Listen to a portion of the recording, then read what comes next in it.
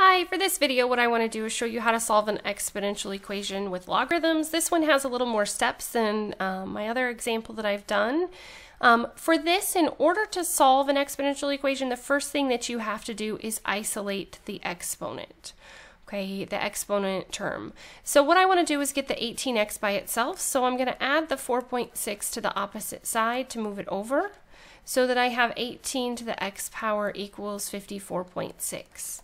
Now, when we're solving these, if you cannot rewrite these to the same base on both sides, then you do have to use logarithms to solve, and your answer is not going to be exact. You can only come up with an approximate answer unless you leave it in terms of logarithms. So I'm going to write the exact answer in terms of logarithms, and then I'm also going to write the approximate to 4 decimal places. Okay, once you get the exponential term by itself, what we're going to do is we're going to add logarithms to both sides.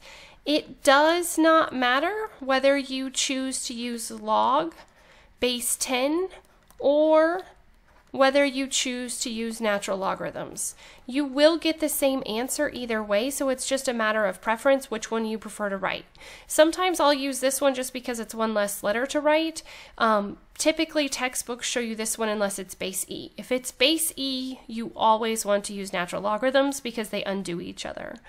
Okay, so what we're going to do next is we're going to take this exponent term here, and then we're going to move it out in front. So I really have x times log 18, and I will show another example where you have more steps, because sometimes you're going to have more steps inside of here and they do get more complicated, so I will make sure to show you one of those. Okay, and now what we would do is we would simply, to get x by itself, divide both sides by log 18, and so we end up with log 54.6 divided by log 18.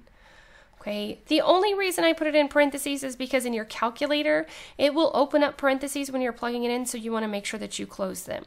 You could have also written the exact answer as natural log 54.6 over natural log 18.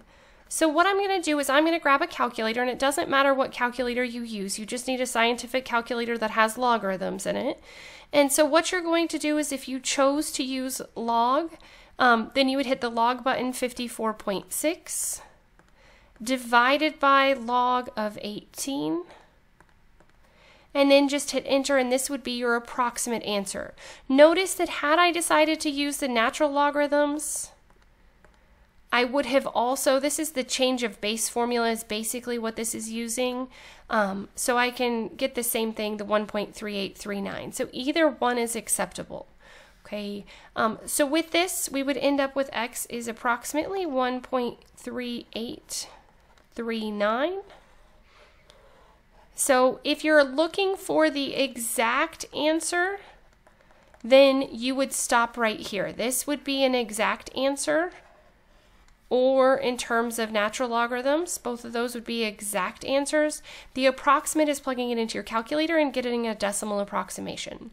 Just to show you how to check this one, what we could do is, because it was 18 to the x power, where x was this, I can do 18 and use the caret key and put in the answer. And then it was minus 4.6, and if this worked out correctly, then we should end up with 54.6, which, with 50, and we do. So if you look at this one, we started with it equals 50. I was looking at the second part, the 54.6, and almost confused myself. But when we do plug it into our original equation, we can see that it does work. As always, thanks for watching. If you have any questions, please let me know. If there are additional topics you need me to cover, please let me know as well. And if you get a chance, please subscribe.